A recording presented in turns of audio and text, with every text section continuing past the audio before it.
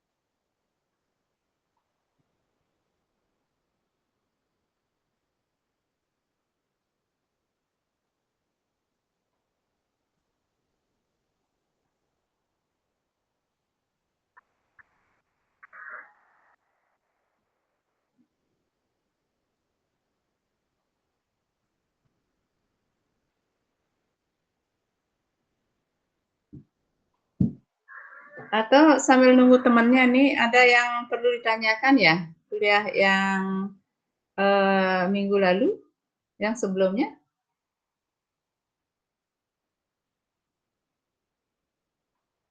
Hai.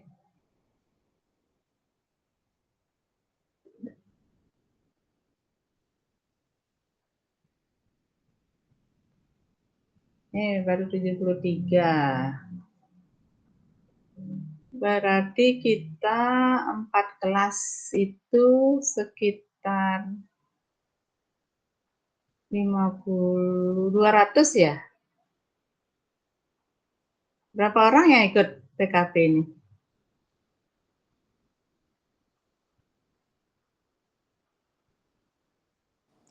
Izin dok, ada 4 kelas dok.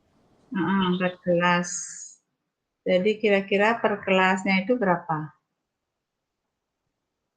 40 ada ya?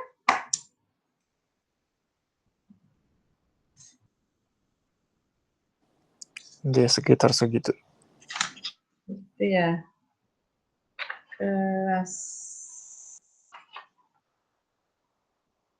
Kelas A berapa? Kelas A ada 42 orang dok. Kelas A 42. Kelas B 45 orang dok. 45. Kelas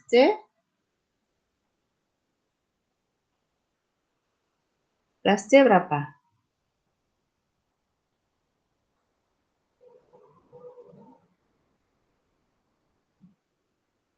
Ada partinya kelas C?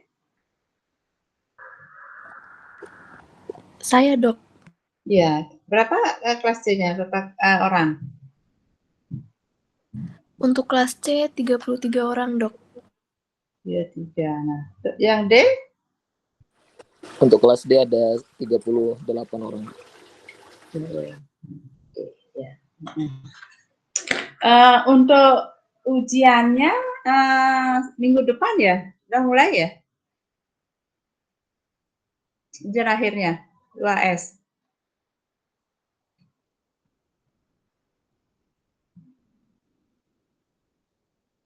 Halo?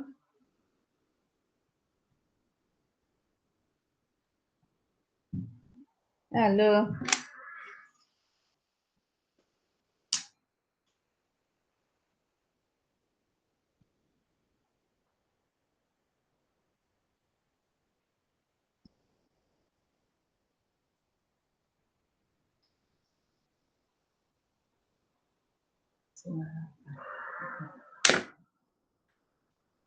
Jadi ada 158 orang. Ya, untuk ujian itu mulai awal bulan Juli gitu, Dok. Mulai awal Untuk bulan tanggalnya saya kurang ingat sih, Dok. ya. Mungkin hari ini kita pertemuan saja, lagi ini aja sekali. Nanti materinya saya akan gabung ya. Untuk kuliah hari ini kita akan kuliah tentang karbohidrat yaitu glukosa dan lemak. Ya, mungkin bisa. Nanti ada kuliah lagi setelah Ibu. Ada ya? Untuk kelas B dan D ada, Dok. Jam berapa? Jam 5, Dok. Oh, jam 5. Oh, bisa. Ya, bisa. Bisa. Online juga ya? Iya, Dok. Jadi bisa. Baik, kita mulai aja ya. Sambil menunggu teman yang masuk. Ini bisa dimulai, Dok. Ya. Bisa dilihat transparansinya?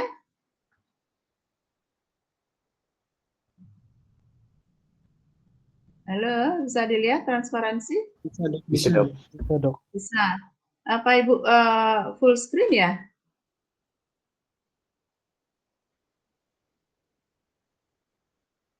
Sebaiknya full screen ya? Mana full screen-nya?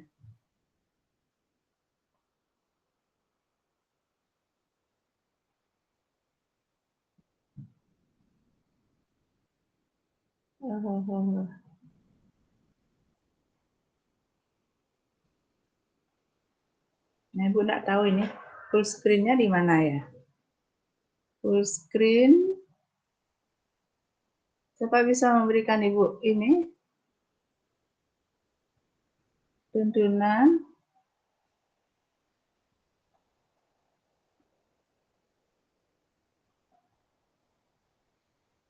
Atau biarkan bentuknya seperti ini ya? Seperti itu juga bisa, Dok. Bisa terlihat aman, Dok. Ya, bisa ya. Gini aja deh. Yang mana kadang Ibu nggak tahu full screen-nya nih. Ya, baik. Selamat siang atau sore. Ini sudah menjelang sore ya. Pada hari ini kita akan membahas tentang karbohidrat, yaitu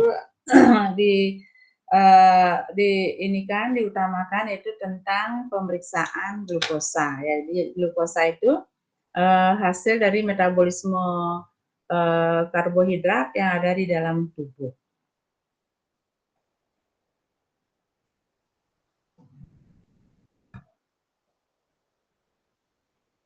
Loh, kok nggak mau ya? Slide kedua.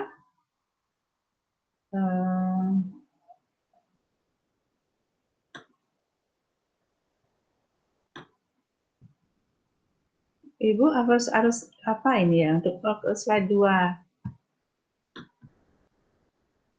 Kenapa nggak bisa ya berubah ke slide 2?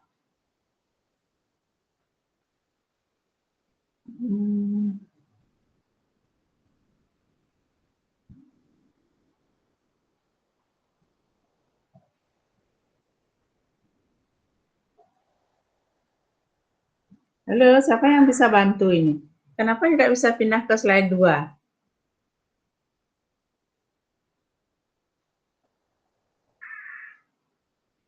Agung? Bisa, Go? Izin, Dok, mungkin diklik aja yang bagian slide keduanya itu. Ya, Ibu sudah klik, kok nggak bisa ya? Nggak mau pindah dia.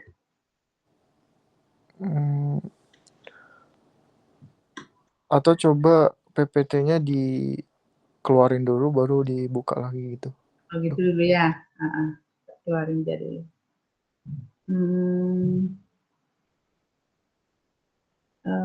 Dikeluarin. Ya, oke. Kenapa juga nggak bisa ya? Sebentar.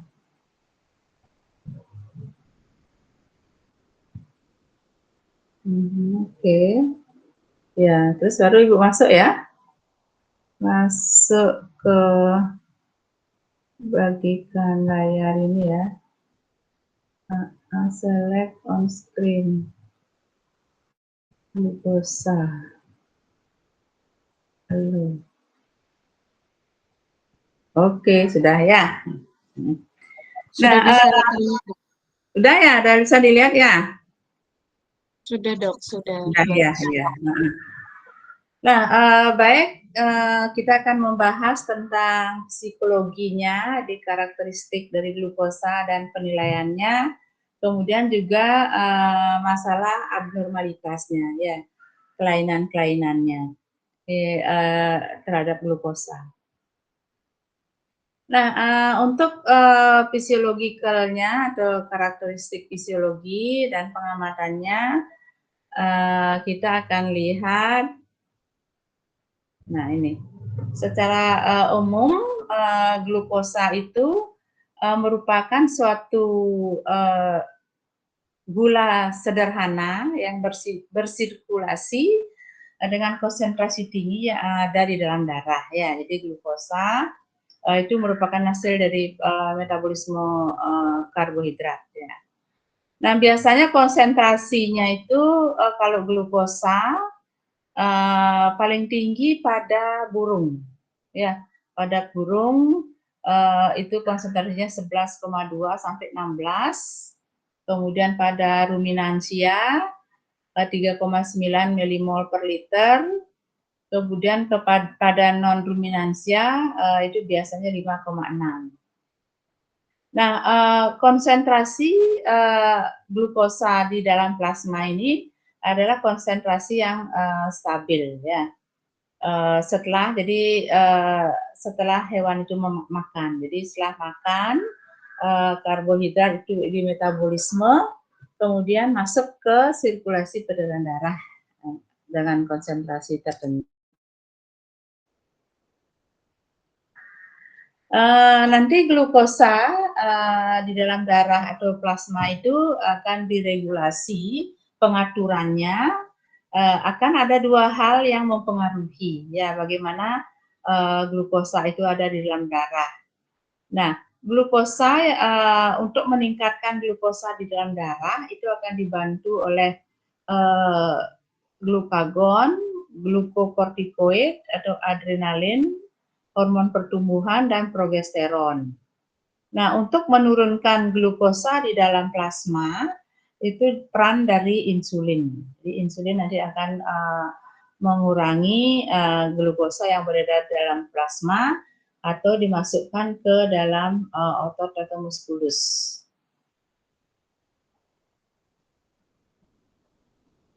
Nah, pada hewan kecil setelah makan lebih dari 12 jam, kemudian itu dalam untuk melakukan sampling, pengambilan sampel itu sebaiknya diambil setelah 12 jam. Setelah makan 12 jam setelah makan. Atau hindari stres ya dan ancaman itu biasanya. Kalau stres dan ancaman itu biasanya akan meningkat di dalam plasma. Nah, pada 30 menit itu kita ambil pada plasma memakai suatu heparin atau diambil pada whole blood atau darah sempurna semuanya atau pada serum. Jadi pengambilannya bisa atau kita mengambil sampelnya untuk mendeteksi glukosa, bisa memakai whole blood atau darah keseluruhan, bisa mengambil darah dengan heparin, jadi kita dapat plasmanya, kemudian glukosa juga bisa diambil pada serum. Ya. Nah, jika untuk menilai glukosa itu lebih dari 24 jam, itu glukosa preparatnya harus disentrifuge dulu. Jadi mengambil darah, nah setelah darah diambil itu disentrifuge. Jadi untuk memisahkan plasmanya ya. Untuk memisahkan plasma atau serum itu kemudian disimpan pada suhu 4 derajat Celcius atau ditambah dengan glycolysis inhibitor, itu penghambat glikolisisnya. Jadi bisa memakai fluoride atau iodoastat. Ya, itu. Jadi sebaiknya pengambilan sampel nanti untuk pemeriksaan glukosa itu darah setelah diambil darahnya itu harus dipisahkan. Nah, jadi misalnya kalau kita dapatkan plasma itu nanti bisa dipisahkan ataupun serum, ya, sehingga itu sampel kita akan menjadi lebih bagus. Setelah dipisahkan lalu disimpan ke dalam suhu 4 derajat Celcius. Nah, untuk menunda suatu pemeriksaan.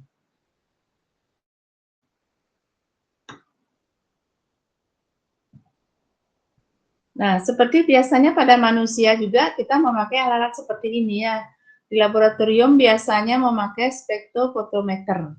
Tekniknya semua pakai spektrofotometer. Kemudian juga untuk yang singkat bisa memakai handheld glucometer atau pakai tangan. Jadi diinjeksikan pada tangan, kemudian langsung dilakukan pemeriksaan bisa. Nah, kemudian tapi hasilnya ini tidak bisa dibandingkan ya. Jadi nanti kita mendapatkan hasil pemeriksaan glukosa berdasarkan alat A atau berdasarkan alat B ya. Jadi nanti kalau hasilnya berapa di A, berapa di B atau alat A dengan alat B tidak bisa dibandingkan ya. Jadi dia mempunyai spesifisitasan alat itu masing-masing. Nah, itu untuk melakukan pemeriksaan glukosa. Ya. Nah, bagaimana tentang abnormalitasnya setelah kita melakukan pemeriksaan? Setelah kita melakukan pemeriksaan glukosa. Nanti pemeriksaan glukosa ini, ya, sudah ya. Nah, pemeriksaan glukosa itu nanti kita dapatkan kadarnya meningkat atau menurun. Yang meningkat itu disebut dengan hiperglisemia, kemudian yang menurun itu adalah hipoglikemia. Jadi kita akan mendapatkan dua nilai dengan dibandingkan dengan standar. Jadi kalau yang lebih tinggi dari standar itu hiperglikemia, kemudian yang rendah adalah hipoglikemia. Itu data nanti yang kita dapatkan. Nah, sebentar dulu. Sorry. Nah, kenapa ini?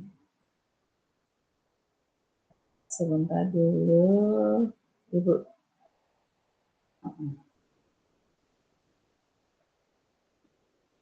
Ya.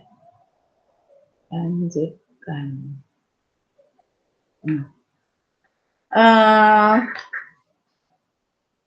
Sebentar dulu.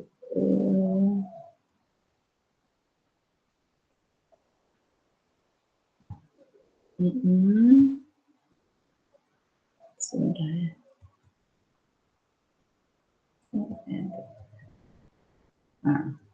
Ya, hiperglikemia dan hipoglikemia. Nah, kemudian ada istilah transient hiperglikemia. Nah, transient hiperglikemia ini adalah kadar glukosa darah tinggi yang bukan patologi. Biasanya itu akibat dari salah pengambilan sampel, jadi waktu pengambilan sampel atau hewan itu baru makan. Ya, jadi otomatis glukosanya akan meningkat. Kemudian juga dengan pada waktu pengobatan dengan adrenalin, ya, adrenalin injeksi itu biasanya juga bisa meningkatkan glukosa darah. Kemudian juga beberapa induksi obat-obatan. Jadi kalau Anda mengambil darah untuk pemeriksaan glukosa. Jadi dipastikan hewan itu pertama makannya, ya. Kemudian apakah ada minum obat-obatan tertentu, itu ditanyakan. Karena hal ini akan sangat mempengaruhi kadar glukosa darah untuk hewan tersebut, ya. Nah, kemudian yang patologi itu yang menunjukkan hewan itu tidak sehat. Biasanya kalau hiperglikemia itu kita sebut dengan diabetes mellitus, ya, sama dengan pada manusia, ya. Nah, kemudian juga kalau hiperadrenocortism, jadi peningkatan adrenalin atau terjadi hiperadrenocortism. Jadi tisem ini suatu unsur yang masih penyebabnya belum pasti. Kemudian juga pada milk fever, ya, pada sapi-sapi yang mengalami kasus milk fever biasa diikuti dengan hiperglikemia. Kemudian juga pada kasus azutoria pada kuda, itu sering juga akan memperlihatkan adanya suatu peningkatan dari glukosanya. Dan ada juga beberapa penyakit tertentu yang bisa menginduksi terjadinya peningkatan dari glukosa. Nah, kalau Anda nanti mengambil sampel, data-data klinis itu harus jelas, ya. Data-data klinis itu harus jelas. Apakah hewan itu dikasih pengobatan sebelum dari pengambilan sampel, kemudian ada penyakit-penyakit tertentu, itu juga harus didata dengan jelas, ya, sehingga nanti kita bisa melakukan suatu mendiagnosa secara tepat. Nah, itu apa sih penyebab dari hiperglikemia tersebut?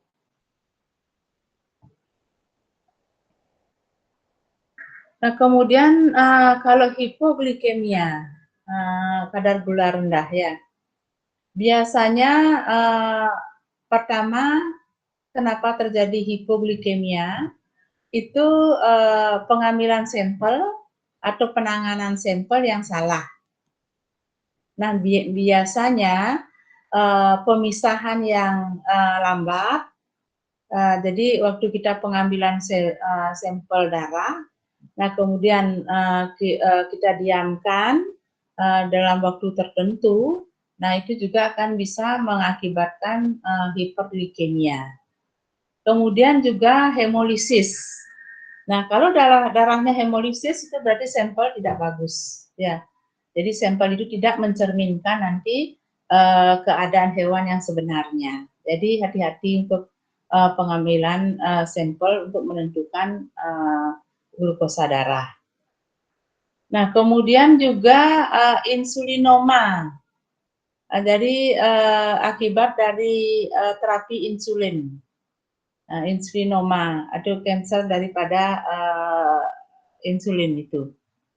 Kemudian juga alteration glukosa atau dalam hal metabolisme glikogen. Itu juga akan nanti akan mempengaruhi atau terjadinya peningkatan dari glukosa. Nah, itu ya beberapa hal yang menyebabkan glukosa meningkat. Itu harus menjadi pertimbangan Anda. Ya, karena banyak hal yang bisa mengakibatkan atau menginduksi terjadi peningkatan glukosa. Jadi artinya glukosa tidak di metabolisme secara sempurna. Nah, itu ya tentang glukosa. Sebentar dulu.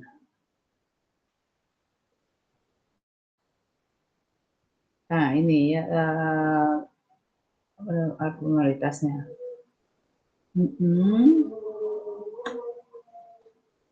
Tuh. Nah, kemudian untuk ini glukosa itu untuk pengambilan sampel untuk pemeriksaan glukosa, jadi harus Anda perhatikan waktu hewan itu makan, supaya nanti tidak terjadi peningkatan atau transien daripada hiperglikemia. Ya, Nah, kemudian pemberian obat-obatan. Itu ya, pemberian obat-obatan. Sangat penting sekali karena ada beberapa hal yang bisa nantinya mengakibatkan peningkatan glukosa. Tetapi bukan karena glukosa yang patologis gitu. Ya. Nah, itu untuk glukosa sedikit. Jadi ada pertanyaan dulu sebelum Ibu pindah ke lipid. Halo? Sebelum Ibu pindah ke lipid. Mungkin belum ada gitu. Ya? Bagaimana? Mungkin belum ada pertanyaan dari teman-teman. Belum ya. Ya. Nah, Ibu ambil sekarang lipidnya.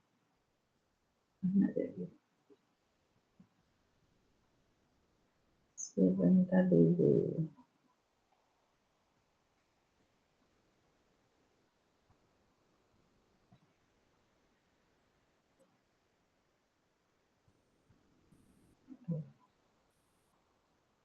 Kalau ini kelihatan ya? Kelihatan ya? Terlihat, Dok. Iya. Ya. Nah, kalau tidak ada pertanyaan untuk sementara glukosa, jadi poinnya glukosa itu saja ya untuk pengambilan sampel. Nah, nantinya untuk patologis daripada glukosa yaitu yang disebut dengan diabetes mellitus ya. Nah, kemudian untuk lemak, untuk mengetahui kadar lemak pada hewan dan juga bagaimana cara ininya pemeriksaan laboratoriumnya, kemudian juga bagaimana secara untuk menginterpretasi. Ya. Nah, sudah kita ketahui bahwa lemak itu tidak larut kan dalam air, ya. Nah, karena dia tidak larut dalam air, untuk mengangkut lemak dari hasil pakan tersebut, ya diikat oleh protein, itu terutama oleh albumin. Jadi free fatty acid. Jadi ada lemak yang memang bebas itu akan diikat, akan ditransportasi dengan albumin. Nah, itu ada lemak 3 jenisnya ya, ada kolesterol, trigliserida, dan fosfolipid. Nah, kemudian ini lemak-lemak ini akan diangkut oleh lipoprotein yang kompleks ya. Jadi namanya lipoprotein, jadi protein yang mengangkut lemak. Misalnya seperti albumin itu. Ya bisa high density lipoprotein, ada low density lipoprotein ya. Nah, kemudian juga ada intermediate density lipoprotein, kemudian ada very low density lipoprotein. Nah, di samping itu juga nanti ada berbentuk kilomikron. Kemudian juga ada dalam bentuk lipoprotein A, alfa. Itu biasanya yang mengangkut lemak yang terjadi akibat dari pencernaan. Gitu ya. Jadi akan diangkut karena transfer itu di dalam darah itu akan medianya adalah air. Nah, sehingga supaya dia bisa ditransfer larut dalam air, lemak akan diangkut oleh. Izin Dok, mohon maaf Dok. Ya. Untuk PPT-nya emang belum terbuka tuh. Oh, belum terbuka? Gitu. Ya, sebentar dulu. Ibu sudah sih terbuka di sini. Ibu stop sharing dulu ya? Atau gimana caranya? Stop sharing, kemudian baru Ibu ambil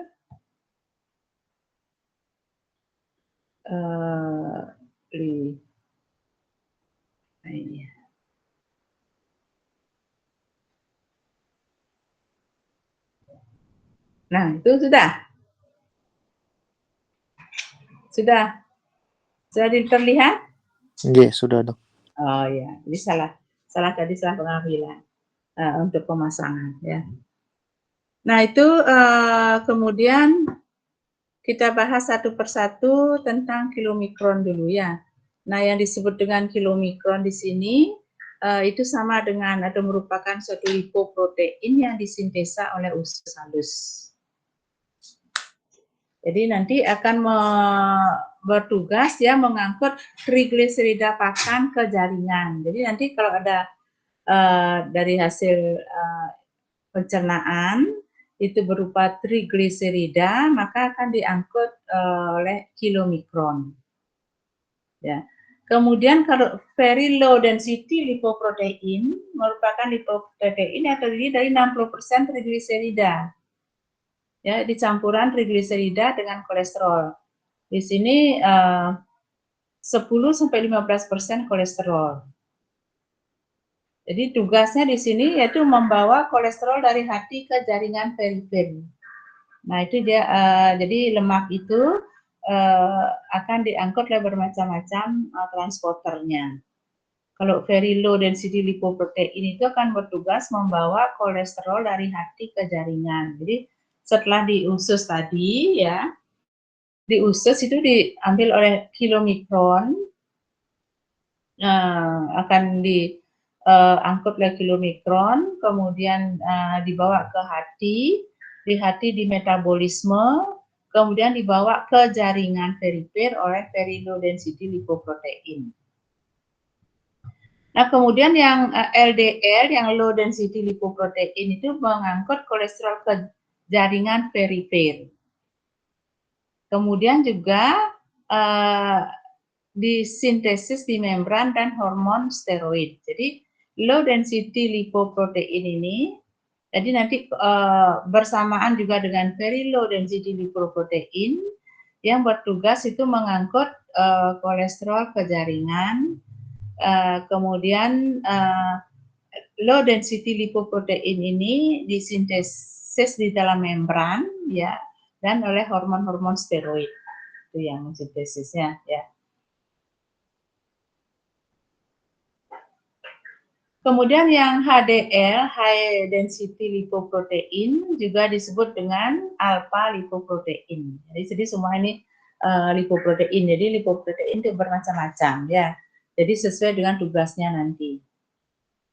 Jadi kalau high density lipoprotein ini adalah suatu lipoprotein yang terkecil, namun mempunyai berat jenis yang terbesar dengan inti lipid yang terkecil.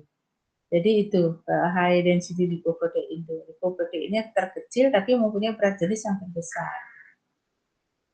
Nah, kemudian mengandung kolesterol dan fosfolipid. Jadi kolesterol nanti akan diangkut ke high density lipoprotein.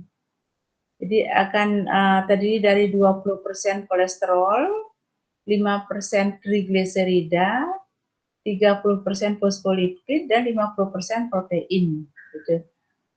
Nah, kemudian terdiri dari nanti alpha 1, alpha 11, ApoC, ApoE, dan ApoD. Nah, ini nama-namanya ini nanti sesuai dengan fungsi dari masing-masing HDL itu. Nah, juga sama, jadi mengangkut kolesterol dari ekstra hepar ke hepar. Jadi di luar hati ke hati, ya. Jadi HDL ini yang bertugas. Jadi dari sistem pencernaan nanti kolesterol akan diangkut, akan dibawa ke hati oleh HDL. Nah, juga dia akan menyimpan apoprotein C dan E. Ya. Nah, kemudian HDL ini diproduksi di hati dan di usus. Jadi bisa di usus, jadi diproduksi dan juga bisa diproduksi di hati, ya, high density lipoprotein.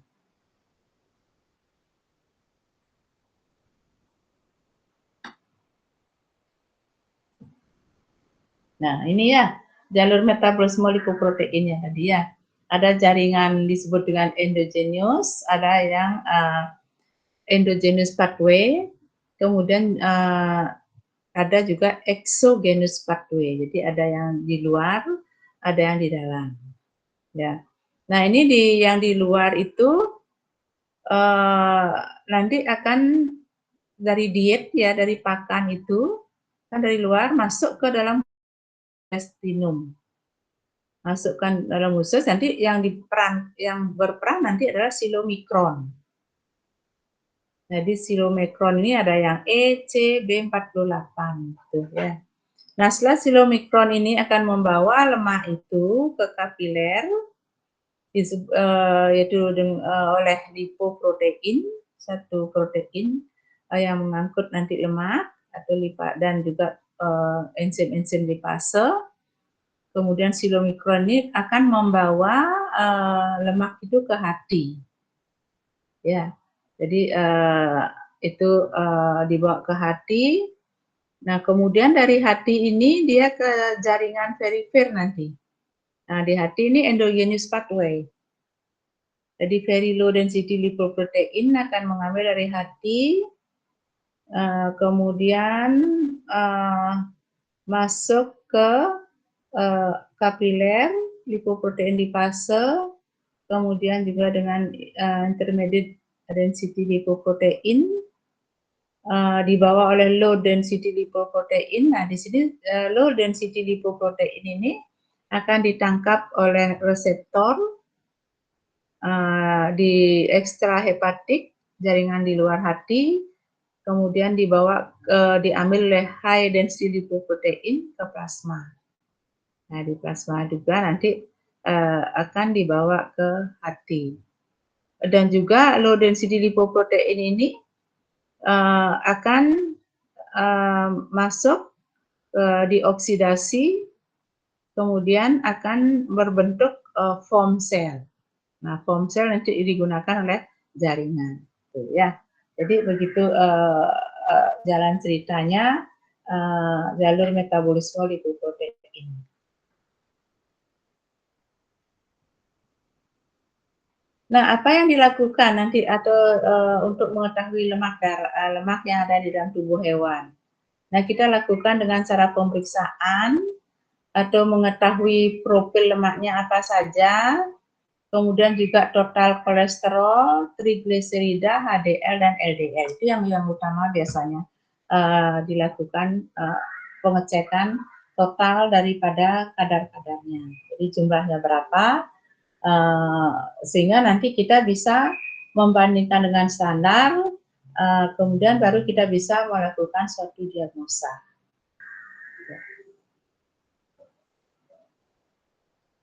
Nah, kalau kolesterol itu biasanya diperiksa bisa dengan direct prosedur, kemudian bisa dengan Lieberman Burchard, kemudian bisa dengan extraction prosedur, atau bisa dengan CHOP-UP, ya. Jadi nanti makin tua kadar kolesterol makin tinggi. Jadi umur semakin tua, jadi biasanya kadar kolesterolnya semakin tinggi. Atau yang disebut dengan bad kolesterol. Atau juga dengan ada istilah yang good kolesterol. Nah, nanti apa yang nanti menjadi indikasi klinis kalau kita perlunya untuk memeriksa kolesterol? Jadi sudah tentunya untuk mengetahui nanti apakah kadar kolesterol itu meningkat atau menurun. Karena nanti indikasi meningkat kadar kolesterol itu bisa mengakibatkan stroke atau penyakit-penyakit peripheral vaskuler, jadi pembuluh darah perifernya. Karena kadarnya totalnya meningkat, berarti ini akan bisa menyumbat dinding pembuluh darah. Itu yang disebut dengan stroke.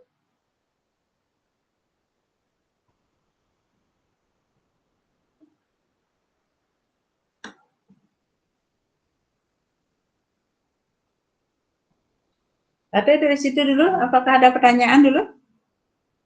Sebelum Ibu melanjutkan. Jadi pentingnya nanti kita mengetahui kadar kolesterol, lemak darah itu dalam tubuh hewan itu untuk melihat sirkulasi.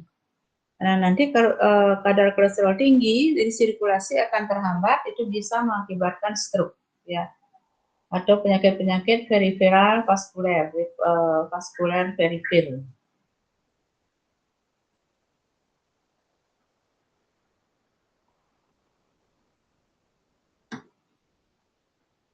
Ya, ada pertanyaan?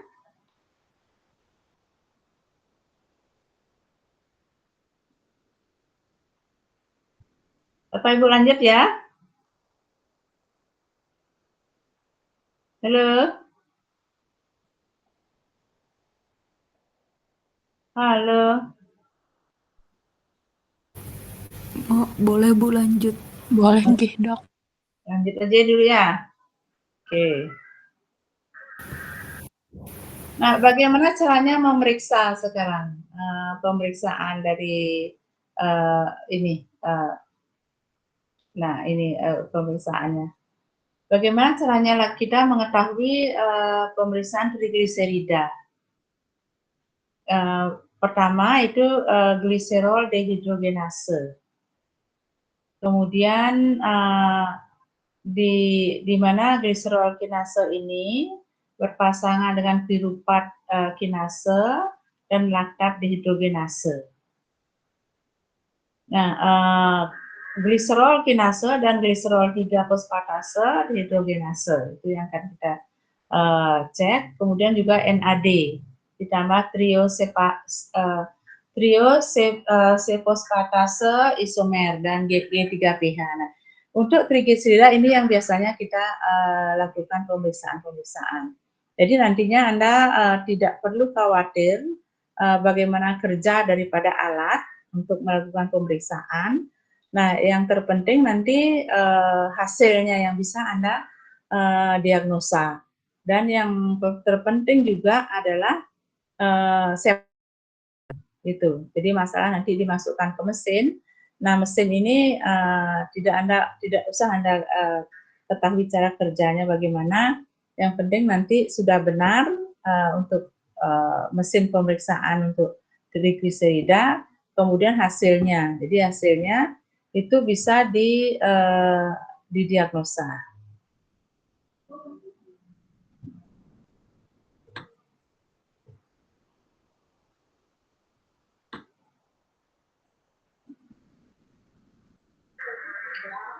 Nah, hal yang lain yang bisa Anda ketahui nanti yaitu bagaimana total lipidnya, kemudian fosfolipid, apoprotein B, apoprotein A, E, dan lipoprotein A. Nah, itu yang bisa Anda ketahui nantinya ya. Nah, kalau terjadi keadaan hiperkolesterolemia, jadi yang mana nantinya kalau yang menjadi penting dalam hal pemeriksaan lipid atau lemak, yaitu adanya arteriosklerosis, itu yang penting klinisnya. Nah, di sini plak daripada erythrosklerosis ini, di mana nanti low density lipoprotein dalam pembuluh darah yang mudah teroksidasi. Nah, sehingga dia akan mengalami disfungsi dari endotel. Nah, endotel disfungsi berarti akan terjadi penempelan lemak. Ada bercak-bercak lemak. Nah, bercak lemak ini akan dianggap sebagai inflamasi oleh tubuh. Ya, benda asing. Jadi adanya penempelan. Nah, begitu dia dianggap benda asing, jadi ada reaksi inflamasi. Jadi ada reaksi peradangan karena dia dianggap benda asing. Jadi tubuh akan berusaha untuk memberikan tentara-tentaranya untuk mengevaluasi atau mengeluarkan dari bercak tersebut. Nah, sehingga nanti permeabel meningkat. Nah, permeabel meningkat, kemudian lepaslah bercak-bercak itu akan menjadi trombosis atau oklusi arteri. Jadi trombosis ini sangat berbahaya. Pecahnya plak-plak lemak ini, trombosis yang disebut trombosis ini bisa akan menyumbat dari organ-organ yang lain. Yaitu yang menjadi titik dari klinis hiperkolesterolemia. Nah, oksidasi LDL diperkuat dengan renahnya daripada HDL, kemudian adanya GDM, diabetes mellitus, kemudian defisiensi estrogen, hipertensi, rokok itu juga akan memperparah hal ini akan terjadi. Jadi dia akan begitu hal-hal ini muncul di dalam tubuh, dia akan memicu adesi monosit. Jadi akan penimbunan lemak dan di dalam makrofag. Kemudian juga nantinya akan dibentuk makrofag itu akan menjadi sel busa dan bercak-bercak lemak itu yang akan mengakibatkan adanya trombosis. Nah, sehingga nantinya hati-hati karena pakan tinggi lemak, di mana lipase lambung dan pankreas, asam lemak bebas dan monogliserida, membentuk trigliserida dan fosfolipid. Nah, sehingga nanti fosfolipid ini akan boleh dibawa oleh kilomikron ke hati dan ke jaringan. Itu biasanya sirkulasi yang bagus. Nah, kadang-kadang nanti kalau dia ke kadar kolesterolnya ini meningkat, itu akan dia menempel di dalam dinding pembuluh darah, akan memicu reaksi inflamasi.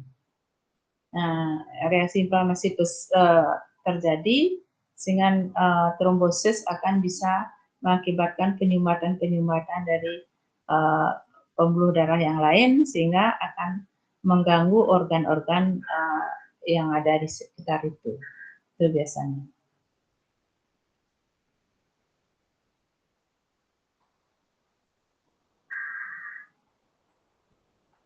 Nah, bagaimana kalau terjadi dislipidemia? Jadi kadar lipid yang rendah.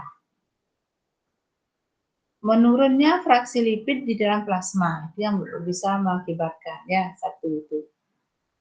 Memang karena kelainan metabolisme lemak sehingga dia mengakibatkan dislipidemia.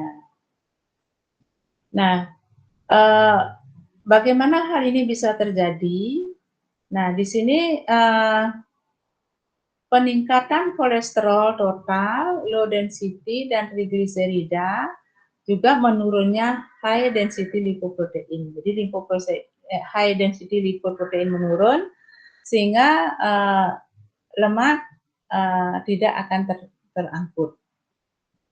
Kemudian juga karena sistem kardiovaskuler, arteriosklerosis, ya, hiperkolesterolemia, hipertrigliseridemia, jadi campuran dari hiperkolesterolemia dan hipertrigliserida itu juga akan bisa memicu dislipidemia. Jadi dislipidemia ini artinya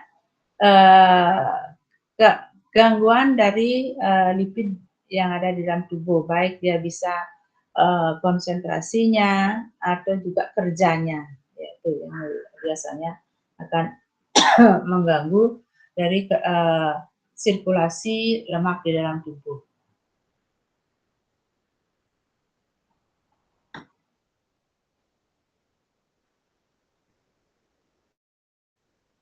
Nah, kadar kolesterol akan dipengaruhi oleh hormon tiroid. Ya. Jadi kalau terjadi kolesterolemia atau hiperkolesterol, nah tolong diperhatikan juga hormon tiroidnya. Dan karena hormon tiroid ini akan menginduksi reseptor low density lipoprotein pada sel hati. Ya, nah ini akan mengakibatkan kolesterol plasma akan menurun. Ya, itu yang karena hormon tiroid berfungsi untuk menginduksi reseptor dari low density lipoprotein di dalam sel hati.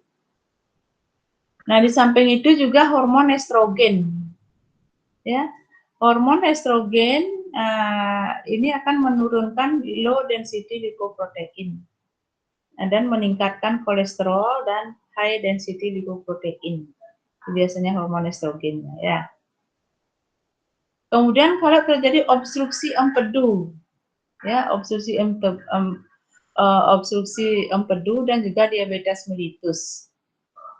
Nah, sehingga nanti akan meningkat kolesterol di dalam plasma.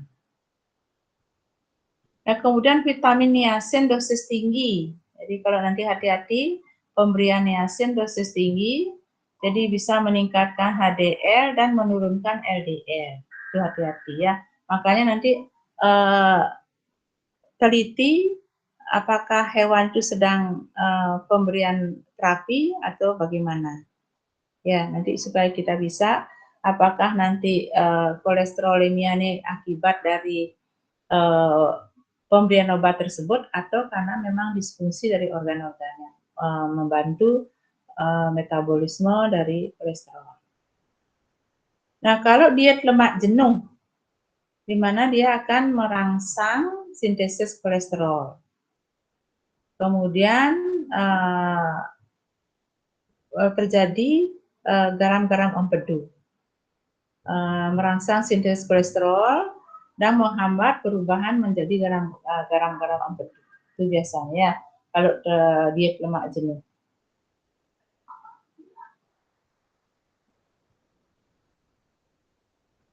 Kemudian juga pakan serat itu akan mempengaruhi kadar daripada kolesterol. Di samping pakan juga hormon insulin, ya. Di sini akan meningkatkan pemakaian glukosa sehingga mengurangi pemakaian lemak. Itu. Jadi akan mempengaruhi kolesterol juga. Nah, kalau faktor genetik itu biasanya akan mempengaruhi reseptor-reseptor, ya. Jadi reseptor-reseptor dalam metabolisme lemak itu akan terganggu, biasanya bisa diakibatkan oleh faktor genetik, ya, faktor genetik. Nah, di samping itu kalau terjadi gangguan fungsi hati, ya, gangguan fungsi hati di mana akan terjadi degradasi insulin. Jadi akan terjadi pembentukan kolesterol, jadi pengekstraksi kolesterol lama sehingga kolesterol akan meningkat, itu ya, dalam tubuh juga bisa akan mempengaruhi. Nah, kemudian juga stres, ya, stres aktivitas saraf simpatis ini melepaskan epinefrin dan norepinefrin sehingga asam lemak akan meningkat, itu. Jadi hati-hati juga ya, nanti Anda menyimpulkan bahwa setelah pengambilan sampel kalau terjadi peningkatan dari kolesterol itu atau peningkatan bermacam lipid itu kemungkinan diakibatkan stres. Jadi usahakan kalau dalam pengambilan sampel itu hewan itu dalam keadaan yang tenang, ya, karena keras sekali atau akibat dari stres itu nanti akan juga mengakibatkan lemak dalam darahnya akan terganggu. Nah, sehingga nanti Anda mendiagnosa hewan tersebut akan menjadi bias, jadi akan mengelirukan diagnosa Anda. Gitu. Ya, tadi. Ya, itu dulu. Ada pertanyaan tentang lipid dan glukosa? Halo? Sejauh ini belum ada, Dok. Ya. Yang lain ada?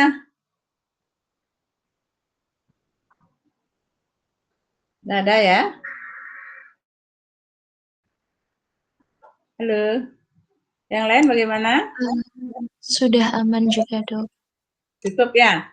Nah, untuk hari ini, jadi Ibu cukupkan 2 materi tersebut, yaitu bagaimana kita mengevaluasi glukosa dan juga mengevaluasi daripada lemak di dalam tubuh. Nah, jadi sekali lagi, hati-hati mengevaluasi atau mengambil sampel, datanya itu anamnesa daripada hewan tersebut harus cermat. Jadi harus hati-hati anamnesanya ya. Jadi hal-hal yang bisa mempengaruhi nilai daripada hasil pemeriksaan Anda itu harus Anda tahu. Ya, jadi artinya nanti kalau hasilnya setelah dilakukan pemeriksaan hasilnya jauh berbeda nanti dengan apa klinis yang muncul yang ada atau tidak bisa menyimpulkan data Anda hasil ini, berarti itu kemungkinan data anamnesa Anda kurang banyak atau kurang tepat. Nah, karena kita bertemu dengan hewan ya, jadi anamnesa penting sekali ya untuk mengarahkan Anda melakukan suatu diagnosa klinik terutama ya hewan yang sakit. Atau itu dulu ya. Jadi nanti kita ketemu di ujian saja ya. Ini sudah materi daripada patologi klinik sudah cukup. Jadi tinggal nanti kita kuliah atau nanti untuk ujiannya, jadwal ujiannya itu hanya materi daripada Prof. Ardana sama Ibu ya untuk ujian akhirnya ya, akhir semester. Jadi nanti Pak Gusadana ginjal urinalisis dan keseimbangan carian tubuh, Ibu hati protein, kemudian juga lemak dan glukosa. Nah itu ya nanti waktu ujian akhirnya.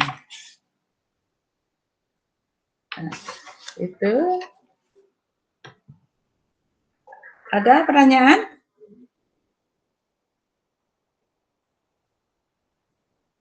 Halo, cukup? Sudah cukup, dokter. Ya. Nah, ya. Jadi hari ini Ibu akhiri dulu. Selamat sore dan sampai jumpa di ujian ya.